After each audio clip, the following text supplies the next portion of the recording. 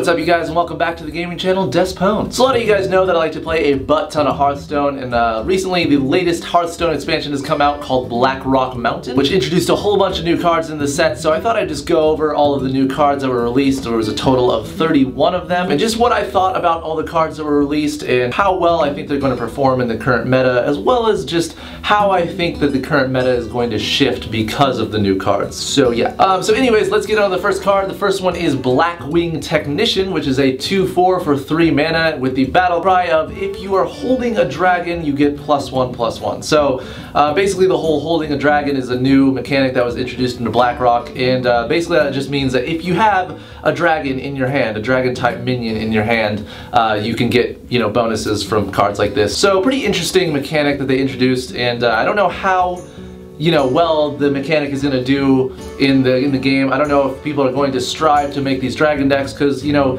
currently in the game there's not a ton of dragons, so they did introduce a few into BlackRock, but honestly still not that many dragons. So, but as far as this card goes, +1/+1 if you're holding a dragon. I mean, holding a dragon doesn't seem like it's that hard to do, so you know, usually this thing will come down as a 3/5, which is, you know, pretty good for 3 mana. In Arena, this thing is probably more of a piece of crap because, you know, you're not always guaranteed to get those dragons, and so when you're holding one, it's probably going to be pretty rare. I don't know.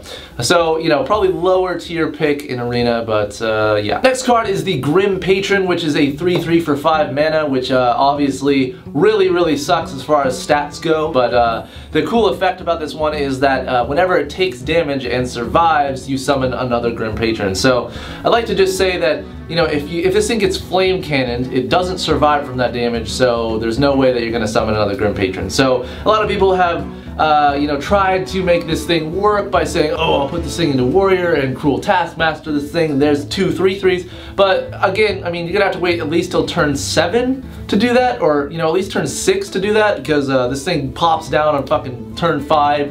Can pretty much do absolutely nothing at that point. And, you know, the 3/3 stats are what really matters, I feel like, because, you know, obviously it's super shitty, especially in Arena, so that kind of sucks. And it also sucks because if you have a fucking empty board and they have a full board, and you plop this thing down and they have something that can just get rid of a 3/3, like a fucking piloted shredder, this thing will not summon another patron because it didn't survive. So pretty interesting card. I wouldn't say that it's a very good card, but a lot of people have also, you know, tried to make cool little combos off this thing, like plopping this thing down and doing Bouncing Blade, which obviously deals, you know, 1 damage, and, you know, if you have an empty board, there's pretty much a full board of Grim Patrons on your side, but the likelihood of that happening is very slim. I guess it's just in, you know, the magical Christmas land of Hearthstone, trying to make things crazy, impossible things just happen. So, you know, who knows? I personally don't think this card is that good.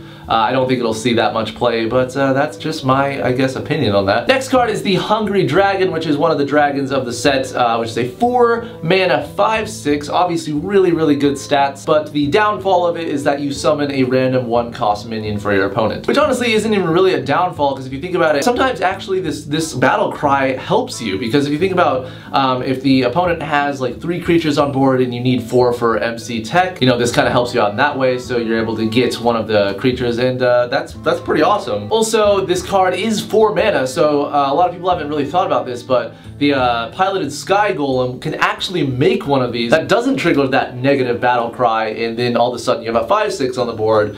That's pretty awesome. The next card is our first legendary, which is Rend Blackhand, which is an 8/4 for 7 mana with the battle cry of if you're holding a dragon, destroy a legendary minion. So a lot of people have given this card shit because it totally is shit. And the reason that it is shit is because it's super fucking conditional. You think about other 7-drops that are being played right now, you have Dr. Boom. Dr. Boom is 99% of the time better than this thing. It dies to Big Game Hunter. Not to mention it costs 7 fucking mana. Did I mention it costs 7 fucking mana? When you have 7 mana in Hearthstone, you want to play something that is going to get you forward on the board, not something like this shitty fuck that is just going to slow your shit down and get killed immediately. So, very situational card. I fucking hate it. There's already a better option to get rid of legendary minions. It's is called fucking Big Game Hunter. Yeah, it costs 3 mana, not fucking 7. So there's that. Hugest piece of shit card. Thanks a lot, Blizzard. Not gonna play this one bit, so thank you for that. The next card is the Dragonkin Sorcerer, which is a 3/5 for 4 mana that says whenever this card is targeted by a spell, you get +1/+1. I honestly really like this card because it gives you more options for synergies with decks like a Druid deck that could have Mark of the Wild in it, which basically would give you a 6/8 for 6 mana, which is pretty fucking crazy. So I think, though, if this card is going to be played, it's going to maybe be in a dragon deck, but mostly in a deck where you are trying to buff your shit up. Obviously, a lot of those decks don't really exist right now. I think the most that we see of that right now is with Velen's Chosen. So you might swap this into a priest deck where you have Velen's Chosen in, I don't know. The next card is Dragon Egg, which is a 1-cost 0/2 minion that says whenever this card takes damage, you summon a 2/1 Whelp. Whelp! This card's pretty good. So a lot of people are obviously comparing this card with Nerubian Egg, which has similar stats as 0/2 with Death Rattle, summon 4/4 Nerubian. And a lot of people have been trying to argue which one of these cards is better because they're both pretty good in their own right. So this card's pretty good because you can drop it on turn 1 and still have that turn 2 play, which is awesome. So a lot of players have tried to think of ways to make this card awesome, and one of them was if you put this out on turn 1 and turn 2 Cruel Taskmaster it. Now you have a 2/2 that can deal with stuff, and you have another 2/2, so that's basically, what, like 6 damage on the next turn, which is pretty good. I mean, that's turn 3, 6 damage, pretty fucking good. But that is also pretty unlikely for that to happen. And I would guess that if I was to compare this card to Nerubian Egg, the differences, I think, are, in my opinion, worse than Nerubian Egg, because if you think about the board wipe in this case, let's say you put this card out and then someone plays a Holy Nova, gets rid of your thing, you have a 2/1 on the board rather than a 4/4. So there's that, but also I think that the reason I like Nerubian Egg a little bit more than this card is just because the Nerubian Egg has the Death Rattle summon a 4/4 thing. This has if it takes damage. So, you know, obviously if someone were to dispatch this with a, you know, Shadow Word Pain, you wouldn't actually get any good value out of it, so that kind of sucks. But I do think that if this card was to work in any deck, it would definitely go into Aggro Warrior, which, as you know, or as you should know, is not even a deck right now.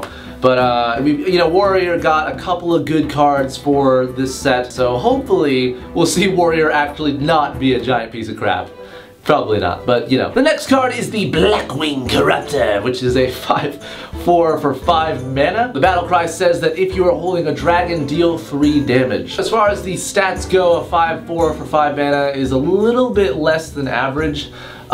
So not really amazing, but I think the battle cry is definitely an awesome thing. If you think about it, you plot this thing down on turn 5 after someone's played a Piloted Shredder and it just kills it pretty much immediately. That's pretty awesome. Next card is Draconid Crusher, which is a 6/6 for 6 mana. Battle cry, if your opponent has 15 or less health, you get +3/+3. So if you think about this thing as just a 9/9 for 6 mana, that's obviously pretty insane, but you know, it does die to Big Game Hunter at that point. This does suffer from silence a little bit. And you know, also have to think about how hard it is to get your opponent to 15. You know, like if you're running a Hunter deck that just, you know, mills their fucking face down, and then you have this to, you know, be a 9/9 out there. I mean, is this thing better than the already previously existing 6-drop for Hunter, Savannah Hyman? No. However, this card is a common, so it's not a rare, not a legendary, or anything like that, so you could probably see these things a lot in, you know, while you're drafting arena decks, which is good, because, you know, if you don't have a 6-drop in here, it does fit a 6-drop. It is a decent 6-drop, but it's just,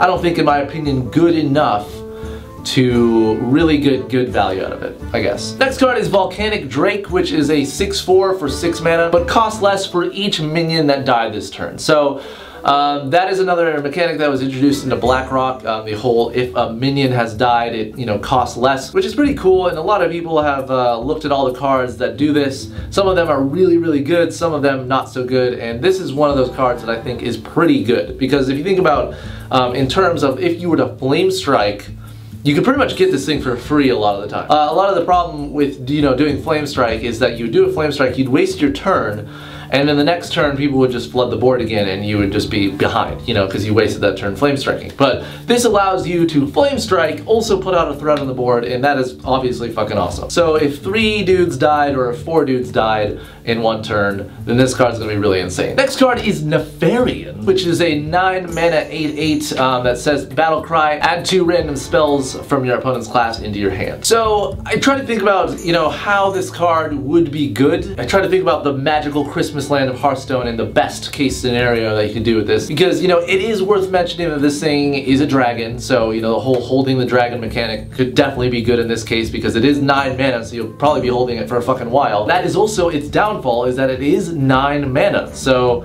you know, you put this down on turn 9 presumably, you have absolutely nothing else to play, and so, you know, sure you get 2 enemy spells, but who says that they're even good? You know, it also doesn't say, it's not a thought steal, you don't get the class cards that are in their deck. So you gotta think about all the shitty fucking spells that don't exist in their deck. It's just from the enemy class. So, you know, just super fucking shitty cards like, I don't know, you know, the shittiest of shit secrets for Paladin. You gotta think about those. You gotta think about things that won't help you either, like Light Bomb. If you're up against Nefarian and you have a fucking Light Bomb, it's gonna die.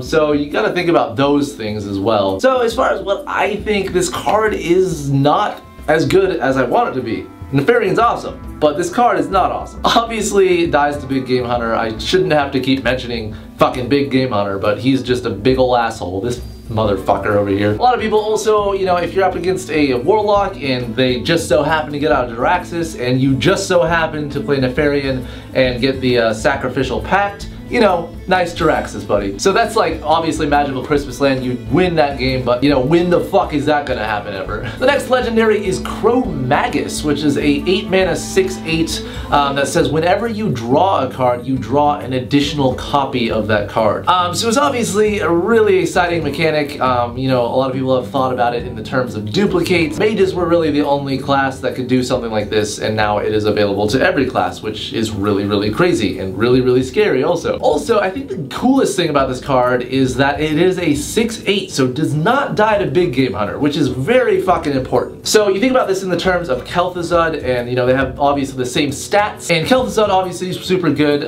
if you have a full board. So if you're ahead in the game, Kel'Thuzad's really good. If you're not, then you drop Kel'Thuzad down and he's just a huge dude down on the board. So this one is a little bit better if you have nothing on the board, because you start drawing 2 of your shit every fucking turn. The enemy is obviously gonna have to get rid of this thing, because that is just fucking scary. So it's a lot better if you have an empty board. If you're behind, this thing could, you know, save you. It's sort of like the whole Ysera treatment that, you know, usually if you put a Ysera down and it survives a couple of turns, you probably have won that game. So same thing with this. If you put it down and someone doesn't deal with it right away, you pretty much have won the game. And the worst case scenario with this card is that you're playing up against a warrior who just so happened to Iron Juggernaut you and mine. You would actually draw 2 mines and take 20 damage, so let's just hope that that doesn't happen. The next card from the set is Emperor Thoris, which is a legendary 6 mana 5/5 that at the end of your turn, you reduce the mana cost of the things in your hand by 1. Holy fuck! This card is insane. Like, out of all the legendaries that came out in BlackRock, I definitely think that this one will see the most play, because holy fucking shit. While the stats of a 5/5 on a 6 cast minion isn't that good, you know, if you think about in the terms of a Lotheb, it's not as good when you think about it that way, but it is so fucking good, because everything in your fucking hand is gonna cost 1 less. You know how crazy that is? If you have 8 cards in hand, that is a discount of 8 mana. If you have 5 cards in hand, that's, you know, pretty normal. That is a discount of 5 fucking mana. So basically this thing costs 1, is what it's trying to say. Any card that discounts you mana is gonna obviously see a lot of play. Oh! Easily, in my opinion, the best card of the set. The next card is Majordomo Executas, which is a 9 mana 9/7 with the Death Rattle ability that when it dies, your hero becomes Ragnaros the Firelord. So, you know, this sounds really awesome and and all that shit, but Ragnaros, don't know if you knew this, but Ragnaros has fucking 8 health. So yes, when your hero becomes Ragnaros, you have a max of 8 health, which I don't have to tell you is pretty bad. So basically, once you become Ragnaros, your hero ability becomes 2 mana, deal 8 random damage to a random enemy. So we've already established that having Ragnaros as your hero is not good, but is Majordomo Executus good? So as a 9/7 for 9 mana, I don't think so, because it is a 9 mana 9/7. You play this thing on turn 9, if you're already winning, this thing can sometimes turn the fucking game around so that you're not winning anymore. Sure, it's great having a 9/7 out on the board until you get fucking killed, and then you're like, oh, that was stupid. I honestly don't like this card. I know a lot of people are going to try to make it work, but, you know, good fucking luck with that. So now we go on to the class cards from BlackRock Mountain, starting with the Priest, who got the Twilight Whelp, which is a 1 mana 2/1 dragon with the battle cry that if you are holding a dragon, it gets +2 health. So a lot of the times this thing will come down as a 2/3, which is, you know, cute and all that stuff. Zombie Trow sees a lot of play. You know, you don't really give a fuck that it heals your opponent for 5, because by the time they usually get rid of it, it has gotten rid of so many minions that they've tried to put up or blah blah blah. So I think this is the same kind of concept as that. The thing is are you going to be able to get the whole hold a dragon thing? Because think about this, trying to get this out on turn 1. Let's say that you see a Ysera in your opening hand, and you're like, well, there's a Ysera, I guess I'll replace these other 2 cards in hopes that I can get Twilight Whelp. You know, that doesn't make sense. Or let's say that you have Twilight Whelp in your opening hand, you're like, huh, these other 2 cards are really good. One of them's a fucking Dark Cultist, the other one might be Shadow Word Pain. You're like, do I get rid of those? Or do I just keep them? Do I try to get that dragon synergy, or do I get rid of Twilight Whelp? You know, so if you aren't going to play Twilight Whelp on first turn, when do you play it? You know what I mean? So that's why I don't know if this card's going to be any good. I do know, though, that some people are going to try to make it good. I know that a lot of people have tried to find out ways to make Dragon Priest a thing, which I don't know if that's gonna play out too well for them, but yeah. The next Priest class card is called Resurrect, which is a 2 mana spell that says summon a random friendly minion that died this game. So this is a really cool card. I've been already trying to figure out ways to make this card super insane. The good thing is when you resurrect an injured Blade Master, it does not deal the 4 damage to itself, so it comes out as a 4/7 again. So that's pretty fucking awesome. And I'm sure there's a ton of other awesome things that you can do with the Resurrect card. And it is worth mentioning, though, that if you know, it's a random friendly minion, so you're not necessarily always going to get the best thing that died that game unless you make a deck that is always, you know, going to have those kind of synergies. But the time that you draw this card isn't, you know, if you have a whole deck based around this card, the likelihood of you drawing it and having, you know, those synergies, I don't know.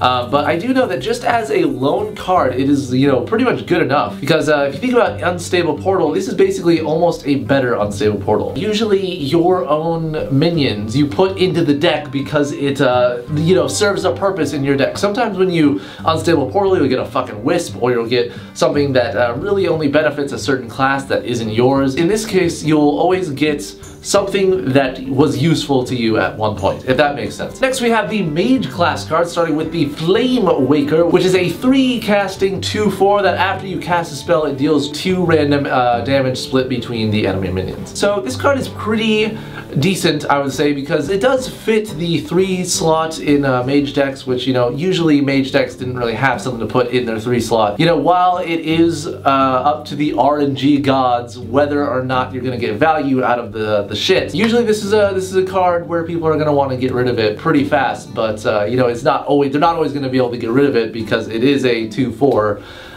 So pretty hard stats to get rid of, especially on turn 3. And then also they have to make a choice, like, do I want to kill this thing, or potentially, it's like the whole thing with Knife Jugglers. Like, do you always kill a Knife Juggler? Yes, it's the same thing. Next class card from the Mage is Dragon's Breath, which is a 5 casting spell that deals 4 damage and then costs 1 less for each minion that died. So out of all of the cards that do the cost 1 less that died, this is the worst one. Yes, I am going to say that. I know that there's a lot of other ones, but this one is definitely the fucking worst. And why is it the worst? It's because you gotta think about the other cards that deal damage. There's Frostbolt that's seeing a lot of play, or Ice Lance that deals 4 damage for 1, but they have to be frozen. In terms of that, I mean, think about the scenarios where you want to cast this thing. You have some minions on the board, you're attacking into their stuff, and then like, what the fuck are you gonna do 4 damage to? Like, another minion that didn't die? Or like, to their face? There is something else that you can put in that slot, in that 5 slot, that is better than this, is all I'm trying to say. Because it is too situational to try to make it work. That is what I'm going to say. That is my opinion on this card. But, you know, who fucking knows? Next up, we have the Warlock class card. The first one being Implosion Boss, which is a 3 mana 2/4 for the Warlock class, that whenever this minion takes damage, you summon another 1/1 Imp. So, it is confirmed that the 1/1 Imp that you summon is also a demon. It is also, you know, something to note that this itself is a demon, so it has synergies with Demon Heart. So, you know, it has some synergies there. It also is just a very, very good 3-drop. So like I said before, Warlocks also were one of those classes that suffered from not having really good 3-drops. So this is a good 3-drop for Warlocks to have, because A, it's good stats, 2/4, not gonna die to a lot of things, but also, you know, that summoning imps thing is really awesome. Obviously Implosion is going to summon a bunch of imps and is making Mal'Ganis better. You know, it's a really, really good, just solid card. And I think, you know, this is definitely one of those cards that you're going to play if you make a demon Warlock deck, which Blizzard is definitely pushing for, I feel like, especially with the next card that I'm going to reveal.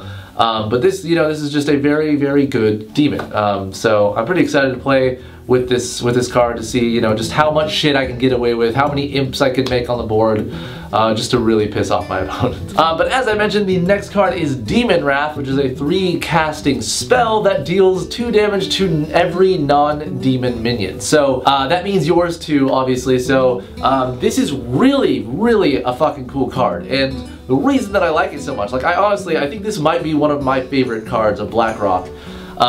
And I think the reason that I like it so much is because it really does push that whole demon lock, demon synergy shit. But the other reason that this is cool is because it is basically a 1 less mana consecration that also hits your shit too. But 2 damage is going to do a lot, especially on turn 3. So if you're running a demon deck and you have some demons out, you can really fucking take over the board pretty early in the game if you use Demon Wrath. Even if you have, like, you know, 1 demon, like, what's that one fucking demon? The one that's a 3/2 that deals 3 to your face. Imp something, whatever. So you have that, and then you have maybe a Nerubian Egg that you played on turn 2. Then on turn 3 you play this, and their fucking board is gone. You have a fucking 4/4 because yes, it does hit that Nerubian Egg, and there you have your 4/4 and you have a 3/3. Shit's crazy. But it is a very exciting card, and one that I will certainly play with. So next up we have the Paladin class cards, and the first one is Dragon Consort, which is a 5/5 for 5 mana. It's a dragon, and the battle cry is the next dragon you play costs 2 less. So a lot of other streamers and a lot of other people that Hearthstone avid people have mentioned that this is not the next dragon you play this turn or the next turn like Lotheb. This is the next dragon you play, period. So let's say you play this down on turn 4 using a coin. You can play a fucking 7 mana dragon the next turn, which is insane. I think now, because of this card, if any class was to make a good dragon deck, it's gonna be fucking Paladin. Which is kind of scary because Paladin already was pretty good in Arena. This card's gonna make it even more fucking insane. So, you know, I'm pretty excited. I never really liked playing Paladin all that much, but I might actually play it now because, you know, this card and just the synergies with other dragons. I mean, you put out Ysera on turn fucking 7 now.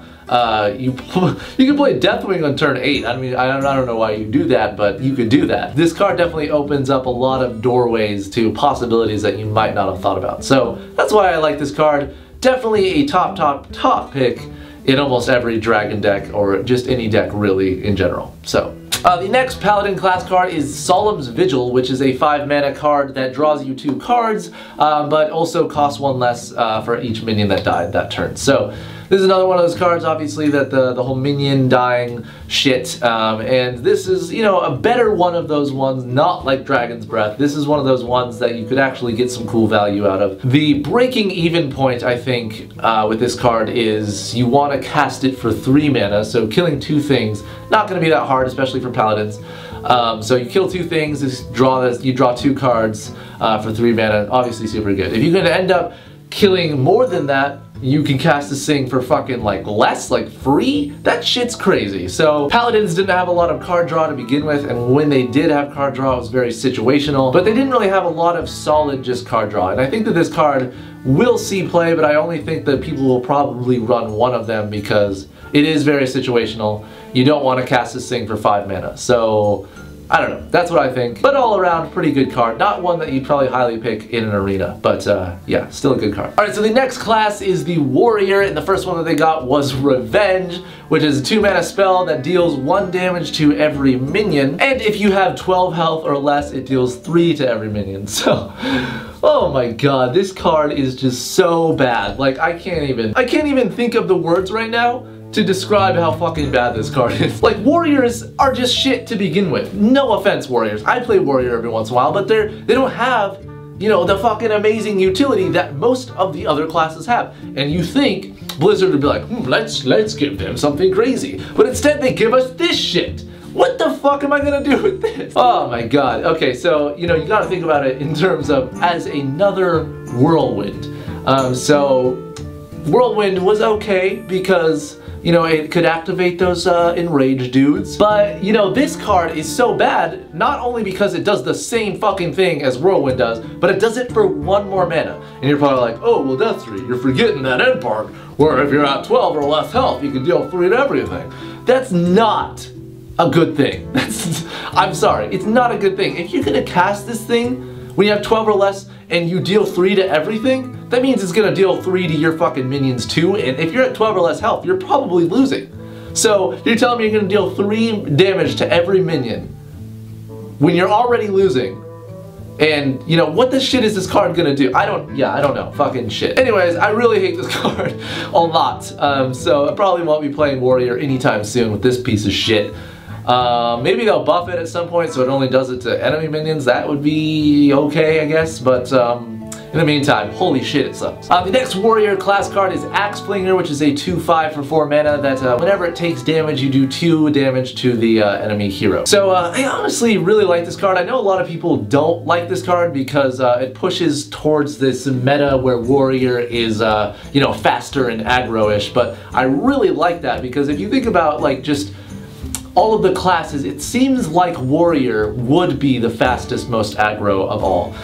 So I think it's cool that they're pushing that, and you know, obviously there's a lot of synergies in Warrior decks already. You can Bouncing Blade this bitch, you can Whirlwind this bitch, you can Revenge this bitch, but you won't do that because don't play Revenge. You know, there is a lot of ways to get this thing to trigger off, which is really, really cool. So, who knows? I really like this card though, and I might try to make a cool deck with it. Yeah. Alright, so next we have the Hunter class cards, starting with Core Rager, which is a 4 mana 4/4 with the battle cry ability of it gets +3/+3 if you have an empty hand. Oh god, so I really hate this card, and not because of its stats or anything like that. A 4/4 for 4 is pretty, you know, average. But the reason I fucking hate this card so much is because Blizzard is basically pushing for Face Hunter to be more of a Face Hunter. And even in that scenario, people still, like, Face Hunter will still not use this card. The reason is, obviously, Big Game Hunter, you know, that's why Savannah Highmane was so good, is because it sat in that 6 slot where you couldn't get rid of it that way. But this is, you know, obviously gonna die to that. Not really that good, and I really just really hate how they're pushing towards, hey, if you have an empty hand, Face Hunter, play all your shit, and you'll get rewarded for it. Like, I hate that so much. So, I probably won't play it, but you know, I'm not a bitch. So, whoever is a bitch out there probably will play it. The next Hunter class card is Quickshot, which is a 2 mana spell that deals 3 damage, and if your hand is empty, you draw a card. Fuck me, again with this shit. So here's another card that is really pushing towards Hunter just being Face Hunter. And fucking hell, okay, like this is what I don't get about Blizzard. They're like, we really want to slow down the meta because it's too fast and everyone's using aggressive decks. But then they fucking print cards like this that is just saying, hey face hunters, be more aggressive. Why? You know, I just don't get it. Like, what the fuck is the point? So even though I'm gonna throw a bitch fit about this card, it is still a really good card. You can do some crazy shit with Face Hunter with this thing. You know, because Face Hunters do run out of cards and they, you know, often top deck a lot. But this card is just fucking crazy because you can, you know, obviously hit face with this thing on an empty hand. And then you can draw into an Arcane Golem, you can draw into an Animal Companion, you can draw into a weapon, you can draw into a fucking kill command. There are so many ways to get that extra points of damage just to kill him. There's some pretty crazy shit that you can do with this, and even, you know, if you don't hit face with this, it's still fucking good because you draw that card. So, yeah, it's gonna be really crazy. And I literally hate you, Blizzard, so thanks a lot. Next up, we have the Rogue class cards. The first one being Gang Up, which is a 2-mana spell that says choose a minion and then shuffle 3 copies of that minion into your deck. So, a lot of people have given this card a lot of shit, and a lot of people have given this card a lot of praise. And I'm one of those people that kind of is just sitting in the middle, watching the debate happen about whether this card's going to be good or not. Because a lot of people have said, you know, that this card kind of protects you a little bit more against, you know, Mill Druid and all that stuff, because you would technically have 3 extra cards in your deck. But on the other side, this is a 2-mana spell that literally does nothing the time that you cast it. Literally does nothing. So, you know, cards that don't do anything really immediately don't really have a place unless it's in a very specific deck, which is the only way that this card is going to be good. So, who knows? You know, I'm optimistic whether this card is going to be good, but I also think that, you know, those other people are right. It is a card that just does nothing immediately. So, I guess we'll see. Time will tell on that one, but it is worth mentioning also that you can target your opponent's creatures. So, let's say they have an Alistraza or a fucking Ragnaros or something, or even, you know, even some crazy class card like Trade Prince Gallywix for fucking some random reason. So let's say you copy him, you put 3 into your deck. You know, that's pretty cool. But those are like the only situations that this is cool. And, you know, the opponent is not going to play something really cool on turn 1 or 2. So this card kind of just sits in your hands doing nothing when it could be another card that does something. Is basically what I'm getting at. The next class card for the Rogue is the Dark Iron Skulker, which is a 5-mana 4/3 with the battle cry that it deals 2 damage to every non-damaged enemy minion. So this card is really crazy, and the reason that I like it so much personally is because it is enemy minions, not just every minion, so that's important. The reason that this card kind of sucks is that it does cost 5 mana, so it's basically a 1 mana more consecration, but you're also getting a 4/3 on the board. Because, you know, sometimes you just want to get rid of the board, but you also want to be super aggressive, and I think that this is a way to do that, because not only are you possibly getting rid of everything on their board, you're also getting a threat on the board at the same time. So that's why I think this card is going to see a ton of play. In Arena, it is still going to be pretty fucking insane. Probably a lot better than most of the other 5-drops that you can get. But yeah, pretty sick card. Next up is the Shaman class cards. The first one being Lava Shock, a 2-mana spell that deals 2 damage but unlocks all your overloaded mana crystals. So why is this important? Why is it important to unlock your mana crystals? You know, there is a lot of overload spells in the Shaman deck that are currently not being used, and the reason that they weren't being played is because of that mana deficiency that you would have the next turn, or, you know, the following turn. So that's a reason that Earth Elemental wasn't being played, but I think that this card could definitely possibly revive the interest of putting a Earth Elemental in your deck. But not only that, it is worth mentioning that this card can overload those crystals immediately, like on the turn that you did get overloaded, or on the next turn. Like, let's say you're overloaded for fucking like 3 or 5 or some shit on the next turn. You can play it, and you know, all of those extra mana crystals come to you, which is crazy beans. As far though as the damage that it deals, you gotta think about the other class cards that deal damage for 2 mana. You have Dark Bomb, Frostbolt, you know, 3 damage spells. So this one is a little bit less than that, but it does give you an upside if you are running overload shit. So I do see that a lot of people are going to try to make this thing work. I'm not really sure if I'm going to try to make this thing work, but it is definitely an interesting card and one that I could see a lot of people trying to make crazy butthole combos with. The next Shaman class card is the Fire Guard Destroyer, which is a 4-mana 3/6, and the battle cry is that when it comes out, it gets +1 to 4 attack with Overload 1. So obviously this is comparable to Water Elemental for the mages, similar stats, but it also, you know, it does get that extra bonus and can potentially be a 7/6 for 4 mana, which obviously is fucking insane, but most of the time it'll just sit around like the 5.5 area, so, you know, that's still really good for 4 mana, having a fucking, you know, normally a 5/6 out on the board. You know, it does overload you 1, which is not that bad because, you know, on turn 4, you get some huge crazy creature out. The next turn, you're still able to play a 4 casting minion or a 4 casting spell. So it's still crazy shit that you can do.